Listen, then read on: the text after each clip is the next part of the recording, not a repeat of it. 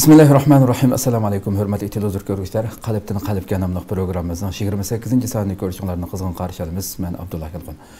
Qadirli görürmənlərimiz, mənə məlum bolğandək bu mübarək ayının harf gündən başlap hər günü huzurunuzda bulub atqan proqramımız xilma-xil temalar bilan davam qılıb.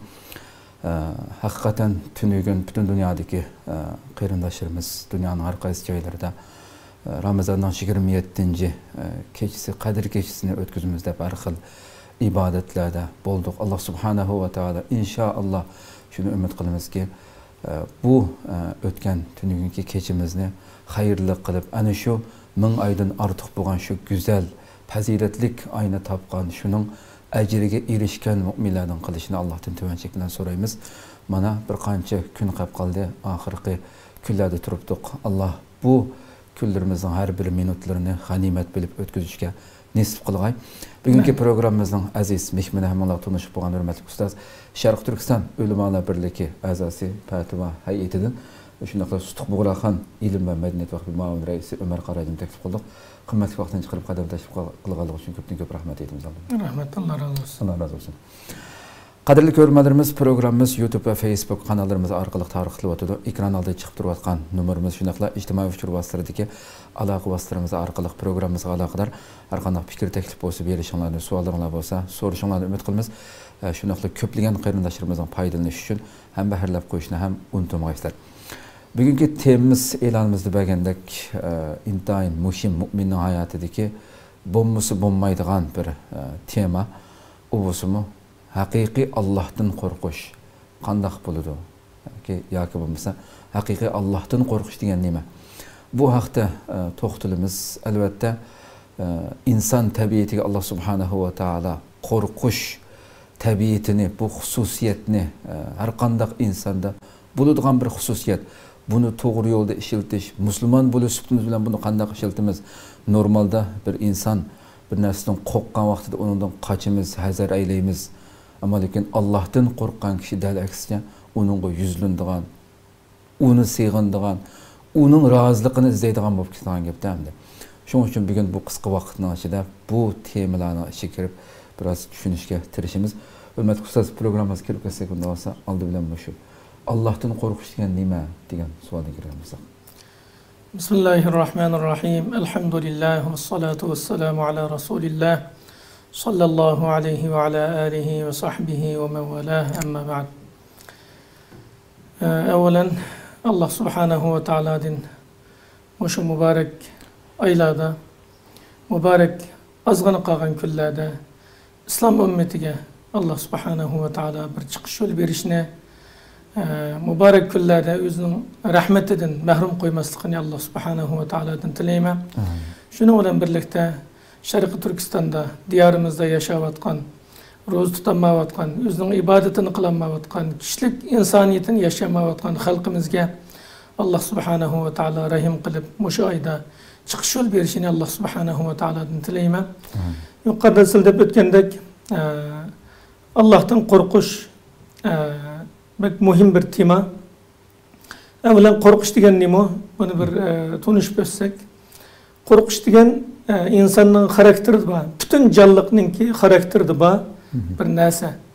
Yani insan bulup mu özü xalamaydigan, yaxshi ko'rmaydigan bir narsaning yuz berib qilishidan ensirgan vaqtida qo'rqadi.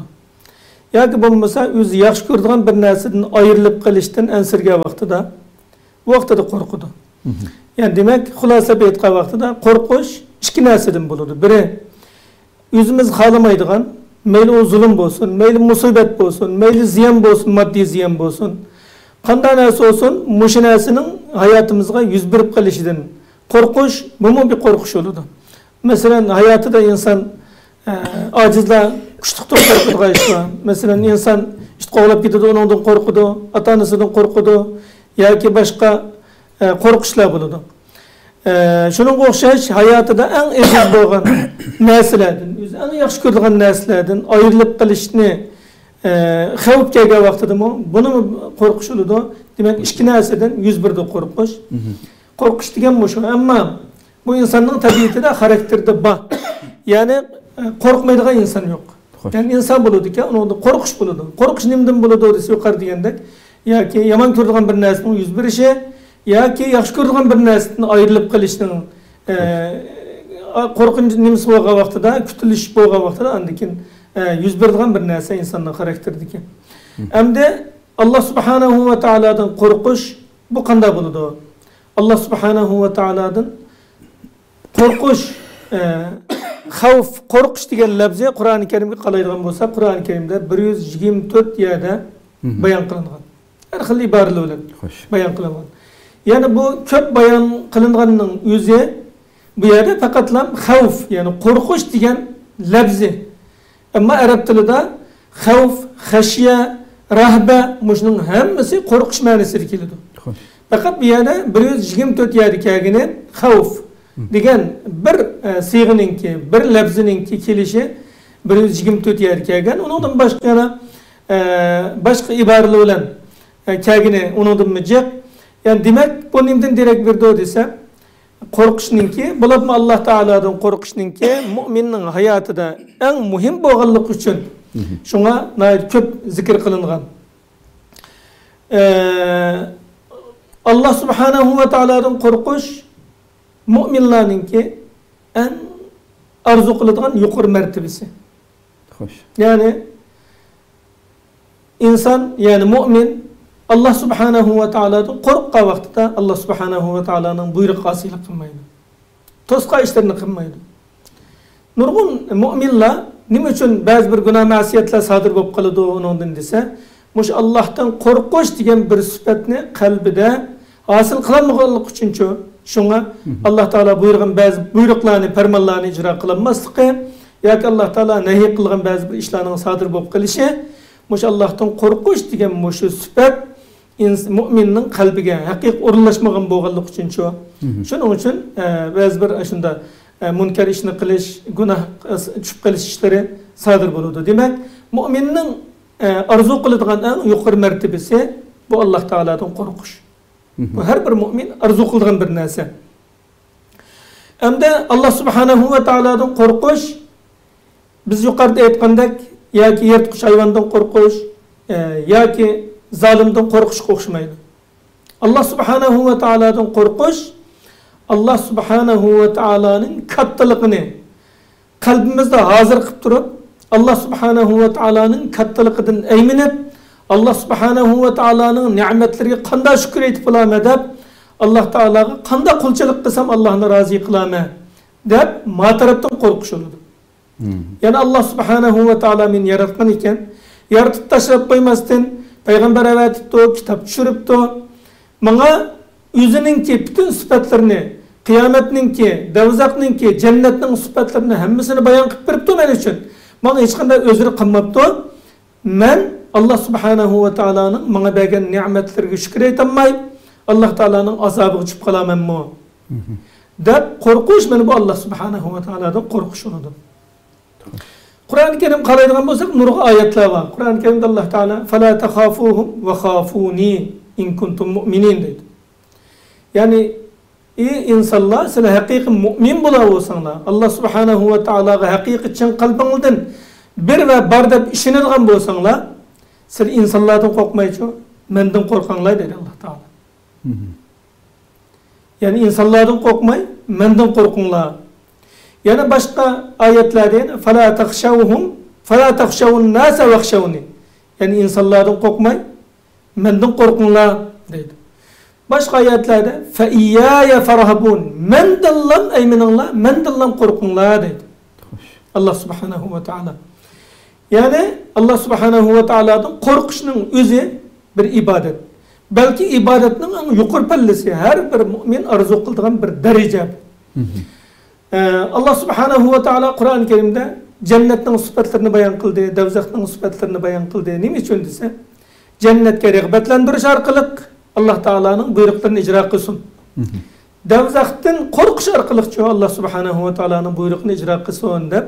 Allah subhanahu wa ta'ala nurgu yerlerde devzakның cennetinin sıfatını bayan kılgan aman onun keyinden devzakның sıfatını bayan kıldı. Ya ki davzaqning sifatini bayon qilgan aman undan keyin asilik qilganlar, mening buyruqimni ijro qilmaganlar, menda davzaq kirdi degan bo'lsa, Bana mening peygamberime itaat kılgan, özünün dini üçün, özünün akidesi üçün bütün pulmelini, barlıkını, vücudunu bağışlayan kişilerge mening tayarlagan cennetim var o. Göz görüp bakmagan, kulağı anlap bakmagan, hatırısıga keçip bakmagan, esiga keçip bakmagan, uşunda naz nimetler ço. Menima cennetli ba deb Allah subhanahu ve taala bir taraftan targ'ib qilsa, yani bir taraftan korkutup Allah subhanahu ve taala insanların karakterini bilgen boğaşqa muşunda ayetlerini bayan kılgan.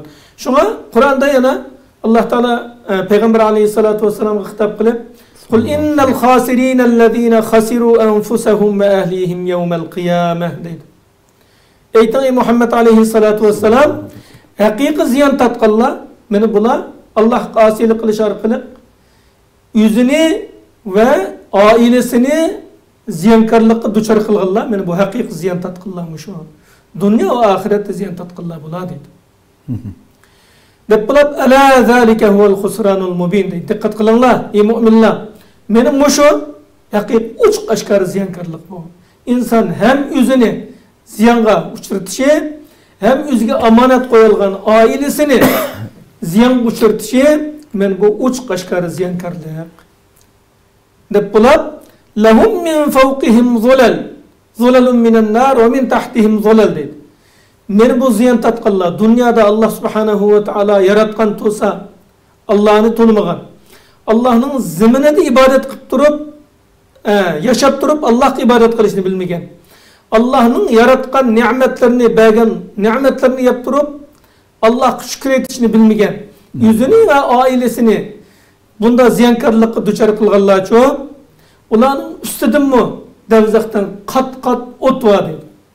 Ulanın astıdın mı çoğu kat kat derece ot var. Üstüdün mü ot güydü ulanın astıdın mı ot güydü ulanın ulanmış otun içi çoğumuşunda azaplanıdı.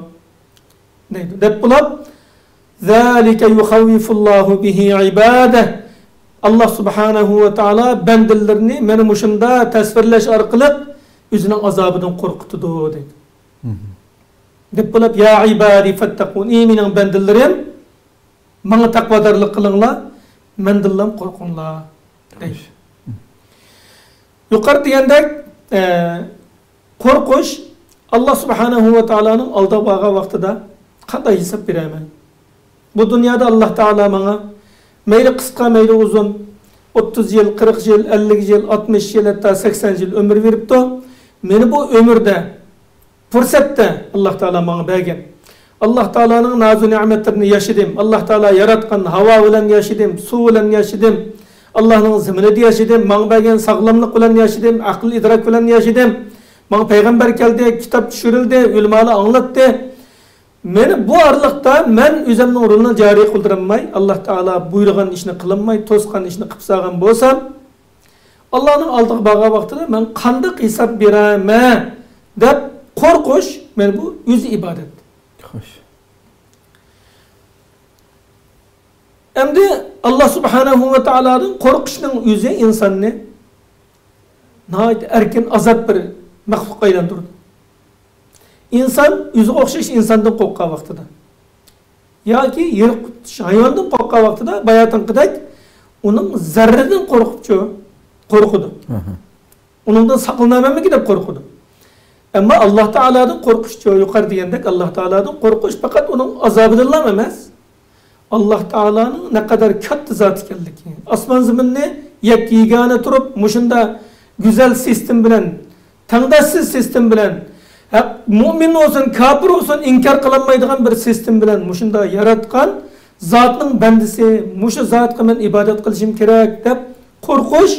Men bu Allah Teala'dan eminip Allah Teala'nın kattılıkıdan, Allah Teala'nın ulug'ligidan, hemme narsaga qodir ekanligidan, hemmeni bilib turdiganligidan, hemmeni anglab turdiganligidan qo'rqish, men bu ayrim qo'rqish. Mushunday qo'rqishning o'zi insonni ozod qiladi. Ya'ni demak, inson insondan qo'rqqan vaqtida uni qululab qoladi. To'g'ri. Ammo inson Allohdan qo'rqqan vaqtida inson Allohga qul bo'ladi. Şunu insanga qul bo'lishni Allah Teala haram deydi. Peygamber aleyhissalatu vesselam kelgan vaqtida qulluq avjagan bir jamiyatga kelgan, bir vaziyatga kelgan. Şuna şeriatimizga qalaydigan bo'lsak, nurg'un kapparatlarni, gunohning kapparatları, qisasning kapparatları, nurg'un kapparatlarni qul azat qilish. Ya'ni qul azat qilish ne? Qulni nimadan qaldirish? Qulluq sistemasidan qaldirish, jamiyatdan uzoqlashtirish, yo'qotish uchunchi Peygamber aleyhissalatu vesselam orqali nurg'un ibodatlarningki, jinoyatlarning kapparatiga qul azat qiling degan. Demak, inson o'ziga o'xshash insonning qo'rqqan vaqtida uning quli bo'ladi. Ammo uningmi va o'zining parvardigori bo'lgan Alloh taolodan qo'rqqan vaqtida u Allohning quli bo'ladi. Shu Alloh insonni insonga qul bo'lishga rozi bo'lmaydi. İnson o'zining qarindoshi bo'lgan insonga uning ya xo'jayini yoki uning quli deb emas, balki uning hayotdagi sheriki. Hayotdagi rolini birga joriy qildiradigan, Alloh taolaning hayotdagi yaratishdagi maqsadini vujudga chiqaradigan mening bir sabdishim, mening bir sherikim hayotdagi deb muomala qilishni Alloh subhanahu va taolo xohlaydi. Insonni shunday yaratgan. Şuna insan qanchaki uning martabasi, moddiy jihatdan martabasi, ilmi, qancha ko'lab ketsin, hech qanday insonni esa uning sajda qil demaydi. To'g'ri, uning hurmatini qilamiz. Chunki uning taqvodorligi, ilmi, samimiyligi, insoniyati, fazilatligi bo'lganligi uchun uning loyiqida hurmat qilamiz. Ammo uni ilohlik maqomiga ko'tarmaymiz. Şuna Allah Teala'dan korkan insanço hiç kimden korkmaydı. Hiç nereden korkmaydı. Ama Allah'tan korkmayan insan hem nereden korkudu. Hakikaten Allah razı olsun. Tiyerlerdeki yani bir insanın ki bu tuyguğa gelişi yani kançık yukarı mertebede ikerliki yani. Bütün kainattaki şuna bir söz var. İza kana Allahu ma'ake femen aleyk ve iza kana aleyke femen ma'ak. Eğer Allah sen bilen bolsan yani fakat Rabbi tarafından tuğan, şunundan korkan kişi dünyada, mesela bugünkü dünyada min xil dert elem, her xil uşak düşecek, hele onundan ensiravatkan, bunun ayışıp kalamı, maişıp kalamı diyendek, bu teşvişlerin hemmesi hayatta bulmaslığı, fakat şu uluk Rabbi gelam tayinişi, şunundan her kandak yaxşılık, yamanlık onundan kildi diyen tuygudu bu işi. Tabi ötkelerde insanın başkaçı bir yenik, kuştek xuddi yeni köp getirmeydi ama şunda. Ben bu yerde bir vakalikni mesela insan özü o'xshash inson bilan o'zining sheriki deb muomala qilish haqida bir sahobaning orasida o'tgan bir vaqalik var. Buni so'zlab o'tay. Masalan, Hazrat Umar radhiyallohu anhuning bir hikmatli so'zi bor. Matasta'battumun nas va qad waladatuhum ummahatuhum ahrara. Bu vaqalikin bu so'zni, ya'ni siz insonlarni qachon qilib oldinglar? Ularning onunları azat tuqqan bo'lsa, hör tuqqan bo'lsa, sen onu qachon qul qilib oldinglar degan bir hikmatlik, mangulik bir so'zi bor. Bu vaqalik hammamiz bilamiz Amr ibn As radhiyallohu anhu Misrni fath qilgan, Misrga vali bo'lgan. Shu paytda Amr ibn As radhiyallohu anhuning o'g'li ashadagi Qibtining o'g'li bilan musobaqaga tushib, urushib qilib uni o'g'an.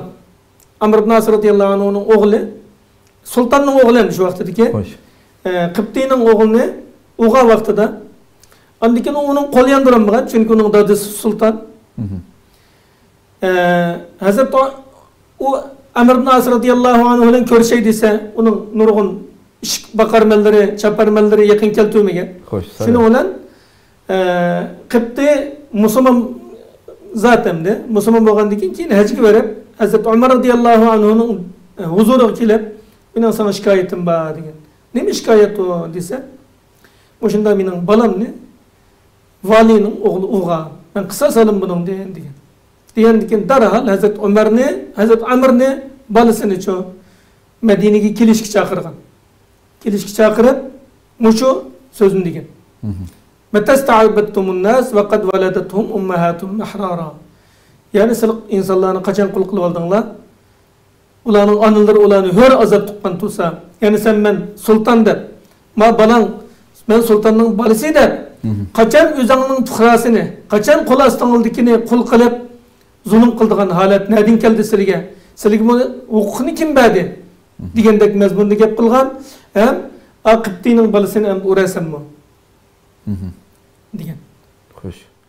Hakikaten. Demek kısasını etmegen. İnsan bu hayatta hakiki azat olaydı. Allah subhanahu ve ta'ala adından korksa hakiki erkin, azat, güçlük insan bulalaydı. Ama yüzü okşaş insanlardan korkka vakti şu korkulgan kişininki kuluk aylanıp kalıdı, aciz bir insan aylanıp kalıdı. Çünkü Allah subhanahu ve ta'ala'dan lan korkuş en mümin talep kılgan yukarı bir sıfat. Bu. Allah razı olsun inşallah. Hemmizden aynı şundak fakat özüdürlan korkuduğanlardan kursun Rabbim. Hem de bizlerninki ülgümüz boğan, ägişki buyurulgan, şu Resulullah bilen birli yaşayan, emrah boğan sahabiler ve ondaki kitabı illah'nın Allah'tan korkuşu hakkındaki bir qancha misallarni kısa bir şekilde eslep ötken bolsak bizlerge örnek. Hem de Peygamber aleyhissalatu vesselam'nın ki Allah subhanahu ve ta'ala'dan korkuş hakkında her bir mümin boğan kişi bunu bilidi dep düşünüme. Çünkü Peygamber aleyhissalatu vesselam insanların içinde Allah subhanahu ve ta'ala'nı en layık bilen tanıgan, en layık bilen ibadet kılgan, en layık bilen korkup özünün risalesini üstüge düşken mecburiyetini, peygamberlikini ada kılıp dergahı ketken bir zat. Yani Peygamber aleyhissalam anda korkuttu desek, hem bu peygamber olgandaki vehiy düşkendeki anda korkuttu dep kalışımız mümkün. Onda bolsa vehiy düşmegen, Peygamber aleyhissalam terbiyeligen, siz biz okşaş, aşında bir insan, aşulanın hayatından bir kanca örnek alalım mesela, ola kanda korkuttu Allah subhanahu ve ta'ala'dan. Hem de bazı vakitte insanlar ya bu Allah'tan korkuş diyen bu cinayet kılgan, zina payiş kılgan, oğuluk kılgan, başkalığı zulüm kılgan, manda adamını korkudu Allah Teala'dan. Ama bu mümin Allah'a ibadet kılıvat adam demiş korkudu o deyip manda oylap kalıdı. Ameliyette iş unda kemez.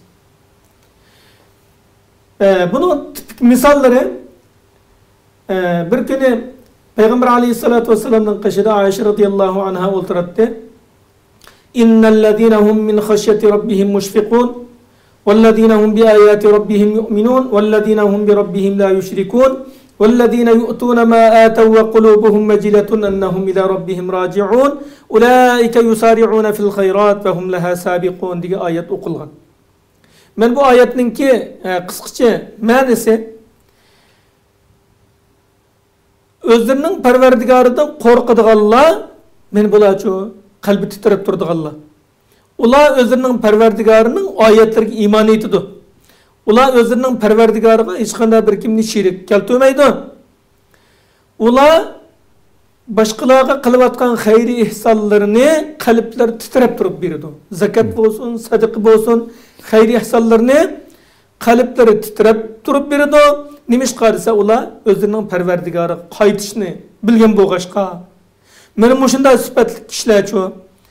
Ula yaxşılıkta musabıklaşıdığın kişiler bula. Ula hakiki sabiqun yaxşılıkta ilgir bardığın bunda faziletli kişiler de maqtıgan. Muş ayet okulgan vaxtıda Ayşe radıyallahu anha soğan ya Resulallah. Meni bu yüzü bəgenini kalbi qoqab durup birdiğallah. Zakitini, sadiqisini, hayri ihsallarını ya ki ondan başka ibadetlerini korkup durup ibadetini ada kıldığallah. Meni bula qanday adamla bula? Bula oğuluk kıldığan, zina kıldığan, başkalarına zulüm kıldığan adamla mı bula ya Resulallah? Dese Peygamber aleyhissalatu vesselam la yebnete sıddik onda kamasi sıddıkının kızı belki ula Allah'tan korkup kılgan yakşı amellerimiz, roza ramazanlarımız, zakatlarımız, haclarımız, ibadetlerimiz, cihatlarımız Allah kubul kılmayı kalamı deyip ensirip durup kıldık Allah diyen. Yani hakik mümin diyen ibadetini kılıdı, bunu Allah kubul kılamı kılmaz mı deyip bunun endişesi de, korkuncusu buludu. Ama Allah'tan korkmaydıgan, Allah ibadetini kılmaydıgan insan çoğu. Allah'tan korkuşunu mu bilmeydi? Çünkü Allah'tan korkuşunu bilgen bolsa Allah buyurganını kılgan buladı. Hem de ikinci yeni bir misal Kur'an-ı Kerim'de وَاِنْ مِنْكُمْ اِلَّا وَارِدُهَا كَانَ عَلَى رَبِّكَ حَتْمًا مَقْضِيًّا ثُمَّ نُنَجِّ الَّذ۪ينَ اتَّقَوْا وَنَذَرُ الظَّالِم۪ينَ ف۪يهَا جِثِّيًّا diye bir ayet var Sure Meryem'de. Bu ayetning mu kısqacha mazmuni insanların içinden, müminler insanlar sılının içinden, bütün insaniyetinin içinden hemmenler devzakçı bir kıtım kilisiler. Bu Perverdigarın pütüp etken bir iş. Çokum kilidi bir yere değil. Ondan keyin kep bolgandan keyin Allah subhanahu ve taala takvadar bolgan, yüzüden korkkan kişilerini kutuldurdu. Zalimlarni tiz pükken halette terk etdi degan ayetim. Muş ayetni okugan vaqtida Hazreti Ömer radıyallahu anhu uşidin ketken deydi. Muş ayet okulgan vaqtida. Çünkü küçlük bir şahsiyeti bilen. Çünkü sahabeler ayetni okugan vaqtida bir adam xuddi bir dağmanni tokna kelib bir adamning biriga tokkida cho'qib o'tgandek g'ujjit qilib ketadigan bir sifat bati. Yani Kur'an-ı Kerim'de başka nurg'un ayetler hazır keladi. Yani Allah'ın ayetleri zikr qilinsa qalblar titraydigan, imanlari ziyoda bo'ladigan odamlar haqiqiy taqvodor kishilar degan ayet var. Uningdan boshqa nurg'un ko'rmin ayetlar var. Sahabeler bu ayetler bilan shu haqiqiy yashaydi. Bular Hazreti Ömer radıyallahu anhu 10 ayet öğrensek bunu amel kılmayı, tatbiqlamayı durup hayatımızga aygı ötmeyi deydi. Muş ayetini okugan vaqtida uşidin ketip yig'lab ketgan. Atrofidagilar bu nima ish qilishlaylar deb so'ragan vaqtida men qutuldiganlarning qatoridan bo'lamanmi yoki tuz pukib zulmda qolganlarning qatoridan bo'lamanmi? Men buni bilinmadim. Shuning uchun ansirdim degan.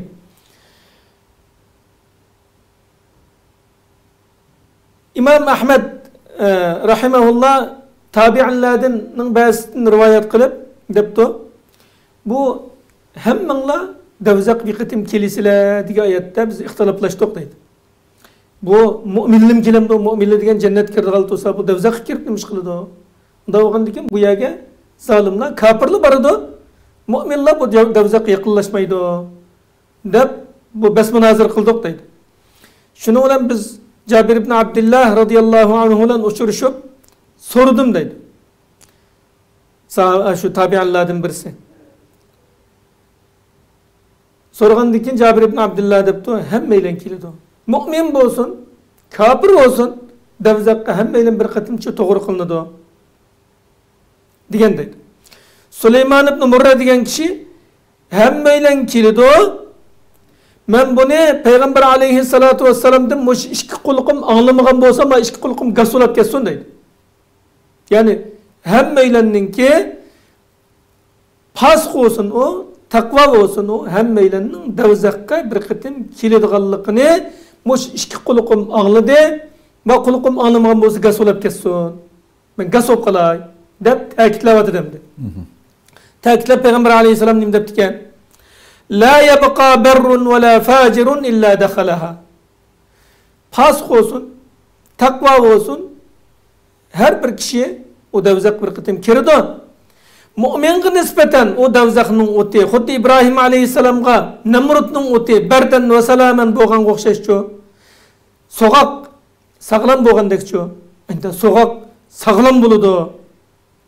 Hatta ki devzakның ulanın sokaklıkıdın çoğu devzakның daci deydi. Avaz geldi. Karas kadımanga adam avaz çıkardı o. Onda avaz buludu. Allah Teala takvadarlarını kutuldurdu. Andiken zalimlarını çoğu devzakta. Allah Teala'yı tiz pükken halette hükmünü kütüp çoğu terk ediyordu o. Deydi. Bu ayetini sahabeler, tabi'inler okup aşağı bağa vaktida halimiz kanda bula. Dep Muş ayetin tesirinip aşağıda kutulduğun takvalarının katarından bulalayman mı men? Ya ki Rabbim beni terk edip azapta kaldığanlarının katarından bulup kalaman mı? Dep ensirep çoğu. Şunu jıglaydı, Allah'tan korkuttu deydi. Yani sahabeler, tabi'inler benim hoşunda korkkan. Hem yana bir örnek Abdullah ibn Ravaha, Musannifi Abdurrazzaq kelgan rivayette Abdullah ibn Ravaha kesel olup kalgan vaqtida beşini ayağının koyup yotusuga koyup yetipdiken, yetip yig'labdiken. Yig'lagandan ayağım yig'labdi. Abdullah ibn Ravaha radıyallahu anhu soraptı. Ben bu jığıldım, sen demiş ki jığılaysan dese, ben sıla jığılgan qarap çöp, ben təsirlenip jığıldım.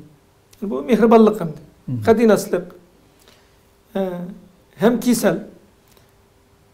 Yoldaşının jığılgını qarap, ayali jığılgandan ki Abdullah ibn Ravaha deptu men Allah subhanahu ve ta'ala'nın ve in minkum illa variduha diyen ayetini eslep şoň jığıldım. Men devzaktan kutulganlarının katardım bulamam mı? Hemmeyle bardıkemiz bu ve kana hatmen ala inde rabbik maqdiya deydi. Yani Perverdigarın çokum bunu pütüvetti, kirişin muhakkak diyen gepemdi. Berişimiz muhakkakken onda bolsa kaytışımız çoğu.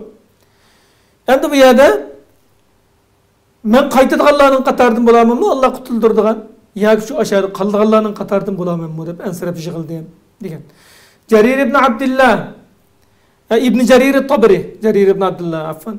İbn Cerir Tabri müfessir deptu. Abu Meysara diyen kişi özünki tüşekке yatıqqa kelgen vaqtida meni anam bir tug'magan bo'lsa ekan deb yig'laydi deydi. Layta ummi lam talidni. Anam cho meni tug'magan bo'lsa ekan deb yig'laydi deydi. Nimishqa desa Nimiş kunda deysiz deb so'ralgan vaqtida Qur'oni Karimda hammangni barsizlar degan hukm keldi, ammo hammangni qaytisizlar degan hukm kelmadi. Ve in minkum illa variduha sizlarning hammangni cho'qim davzaq kelisizlar. Ve kana ala rabbika hatman maqdiya.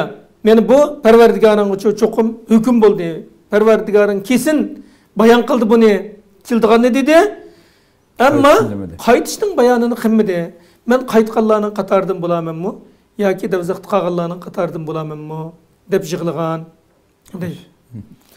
Hamda onundan başka nurgun örnekler var. Hazır bütün hayatını, sahabenin hayatını birden digil tutsak hemmesinden çok özümüz örnek alıdığan başında bir örnek al çıkıyor. Hatta Ebu Bekir radıyallahu anhu namaz okuğa vaktida onun kalbiden çoğun kaynagandaki avaz kiltireydi.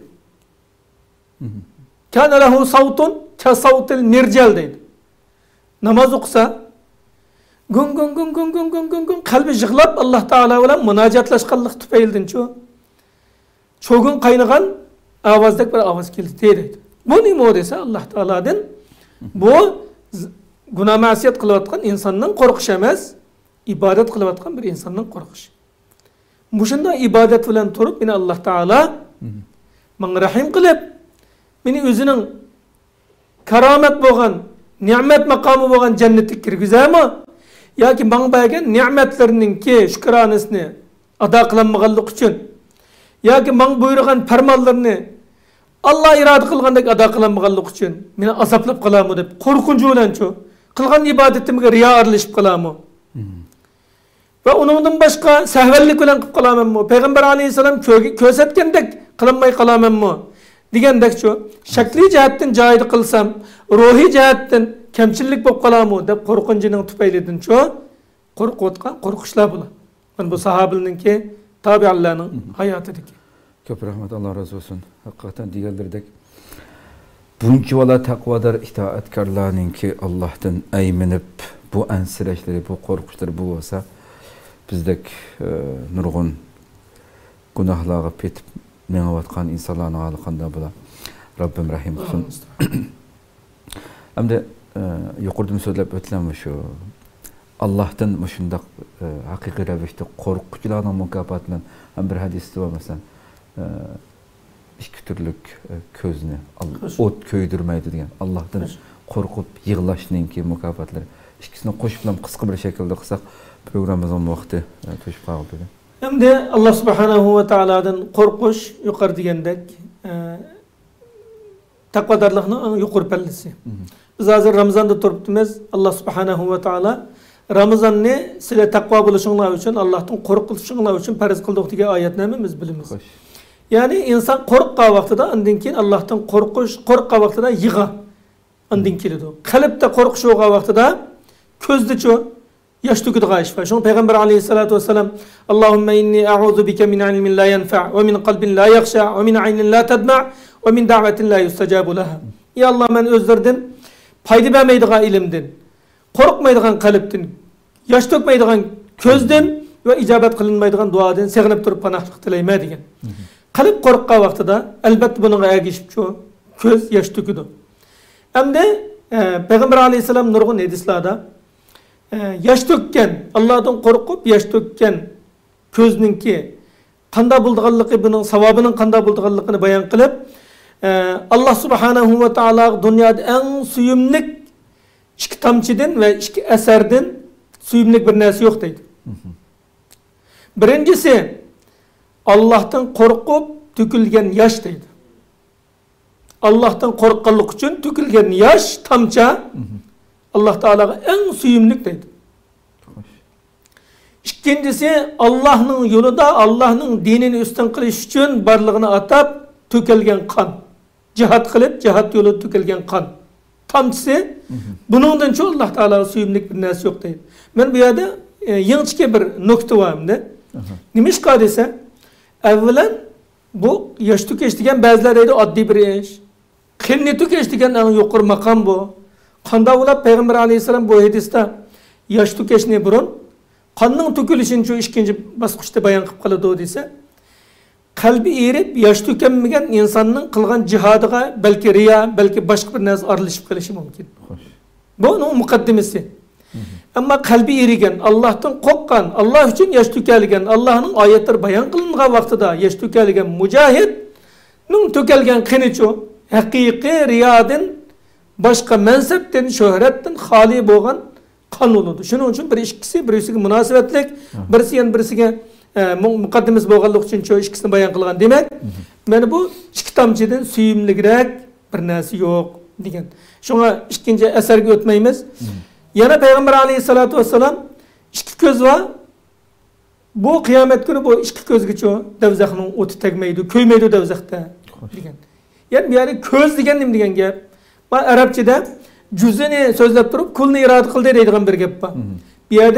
Bir adamın ko'zi o'tiq tegmay, jasadi kuyab ketadigan bir ish yo'q. Demak, ko'zi yig'laydigan Allohdan qo'rqib, yig'lagan insoncho davzaxda ko'ymaydi degan gap endi. Shunga ikki ko'z va davzax kirmaydi. U qaysi? Birinchisi Allah subhanahu va taoladan qo'rqib yig'lagan ko'z, ikkinchisi Alloh yo'lida jihad qilib, mujohidlar uxlagan vaqtida muhofazatchilik qilib tug'an ko'z. Men bu ikki ko'zga qiyomat kuni davzaxning o'ti tegmaydi degan. Va yana Payg'ambar alayhisolatu vassalam bayon qilib, qiyomat kuni arishning soyisidan soyverdigan, kishilarning soyidaydigan, arishning soyisining qatorida soyidaydigan kishilarning qatoridan bir qancha kishini bayon qilib, uning qatorida rajulun zakaralloha xaliyan fafazat aynah deydi. Alloh taolani o cemaatning ichida imom bo'lib turib yoki imom yig'ilisi yig'lab yo jamoat yig'ilisi yig'lab bunday yig'lab qilish insonda bo'lib qoladi. Hech kim ko'rmagan vaqtida, oilangni ko'rmagan vaqtida yolg'iz turib Robbil alamin ko'rdiganlar bir holatda Allohdan qo'rqib yig'lashning o'zi bu nimaga dalolat qildi? O'zi haqiqiy taqvodorlikka dalolat qiladi. Riyodinmi yiroq, nifoqdinmi yiroq, xiyonatdinmi yiroq, haqiqiy xolis Alloh taoladan qo'rqishga dalolat qiladi. Shunga Allah Teala'nı eslep, haliyede Allah Teala'nı eslep, yaş dökken iki közcü, bunda közünün ilgisiga Allah Subhanahu ve Teala kıyamet günü ariştin sayıstin sayı verir doğu diken. Yani Allah'tan korkup, yığılğanğa Allah Subhanahu ve Teala muşunda mertebelerini birdiğen bolsa, özünün azabını saklaydıgan bolsa, bu mükafat mençe, en katı mükafat, hemimiz, her bir mümin, Allah Teala'nın birlik barlık iman etken, bütün hayatı da Allah'ını razı kılsam deydiğen her bir mümin arzu kılıdığan bir mertebe bu. Bu hemimiz arzu kıldığan bir mükafat da boylayın. Allah razı olsun. Ahirde hem ustazımız şu, bugün hem de abayımız söyleyip ötkenimizde. Şunki valla katta emeller bilen insaniyet tarihi ta kıyamet boğuça, ulanın kılan hiçbir emelini kılanmaydıgan şu örneklerimiz. Şunki valla emeller bilen hatta bazıları cennette dünyada durup cennetinin diplomunu ep oldu desek mi? Mesela bişaret berilip boğanlar mı? Hayatı dışında yaşap kettemdi. Şunçilik Allah'tan eminip koyup. Biz şunki valla günah kıp etip durup, gayrı koyup durup.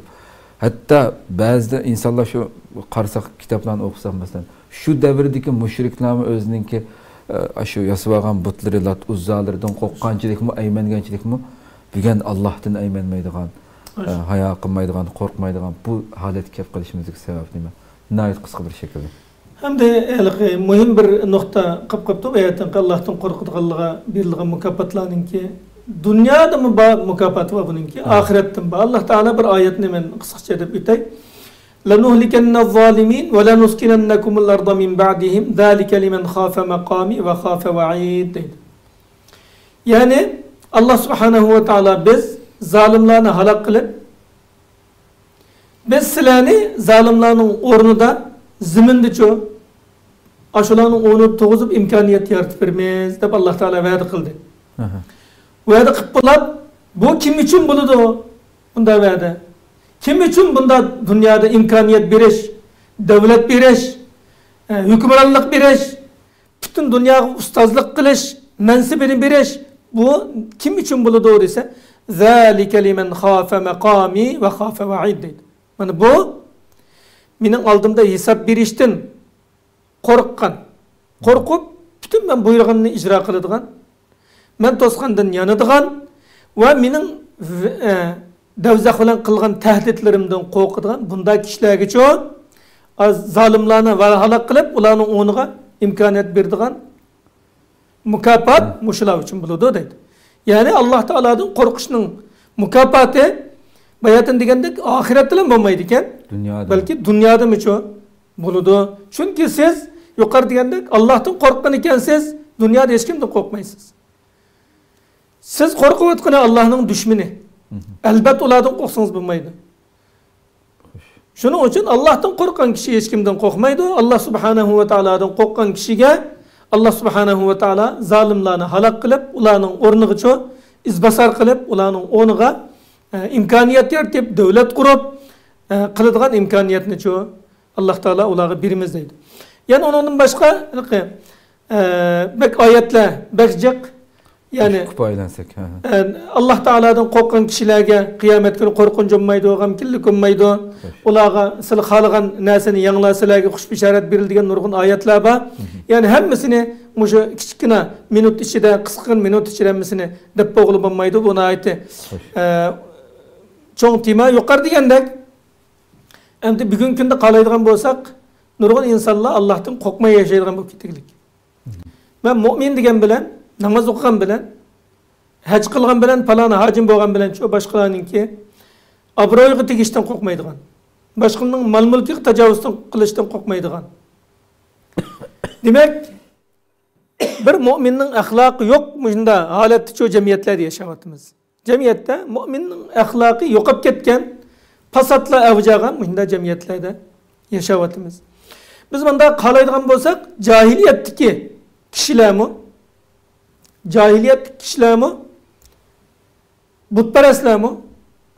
Özlerinin butlardan kançıda korkup diken. Bunda qalasak bir vakalik var. Tamam İbn Salebe degen bir sahabe. Bu Beni Sa'd kabilesininki katveşi iken Müslüman bulaştan ilgiri. Şununla bu kabileninki katveşi olgan diken Peygamber Aleyhisselam'ın Peygamber oğullık haberi kelgenden keyin Peygamber Aleyhisselam bu özünün hocayını evet ediken. Özür bir berip bir peygamber keptimiş. Güzel ahlakka, Allah'ın bir bilişke çakırdıgan. İnsana kul kılış emez, insanı Rabbil Alemin'e kul kıldıgan. Bunda bir kanun yapken bir peygamber kepti. Sen bir berip anlap gelsen dep kavmi evet ettim kabilesi. Kabilesi onu Peygamber Peygamber Aleyhisselam'ın kışkı evet kendinden keyin bu Tamam İbn Salebe radıyallahu anhu berip Peygamber Aleyhisselam'ın peygamberlikini okup şülligen vehiyini anlap Müslüman bulap kaytıp geldik. Müslüman bulap kaytıp gelgenden keyin soraydiken kabilesi kandar kaytıp geldi ondaysa bi'setil lat vel uzza dep başlaydiken gipini. Lat uzza degen emda şulanın çoğun buti emdi. Elki Hindistan'daki yaki Tibet'teki butlar okşaş. Hazır. Aşında çoğun butlarınınki işte Kur'an-ı Kerim'den bayan kılıngan, isim bayan kılıngan butlar emdi. Hazır tilimizde emdi Lat uzza çoğu lanet olsun dep başlaydiken gipini. Degandeki bularning hammasi qo'rqishib ketadi ekan kishilar. Nimishqa bu ilohini tillasa darhol ya tosh yog'dirib o'tamiki, yoki qahatchilik bo'lib qolamiki, yo yomg'ir yog'ib bizga to'lov yog'ib ketamiki, mo'ldir yog'ib ketamiki, biz halok bo'lamizmi deb ansirab qo'rqib ketadi ekan. Qo'rqib, voy sanma baras kesildin, diqqat qilgin. Maqav kesili giribtor bo'lishdan qo'rqqan, sana majnunlik deb qilishdan qo'rqqan deb qabilasi nimani ansab ketgan Domam ibn Salibini. Chunki mushunda qudratlik deb e'tiqod qilgan bo'lg'ashqa butlarga. Deydiki Domam radhiyallohu anhu bu ishkaylan ya foyda yetkazolmaydi insonlarga, ya ziyon yetkazolmaydi. Alloh taolo bir payg'ambarni avatibdi va uning bir kitobni avatibdi. Shu orqali men seni sil yashayotgan bu xorliqdan qutuldirma deganday. Ya'ni bu yerdagi xulosa nima desa, shu davrdagi mushriklarmi o'zlarining botil, o'z qo'llari bilan yasagan ilohlardan shunday qo'rqidi ekan, til takkizishdan qo'rqidi ekan.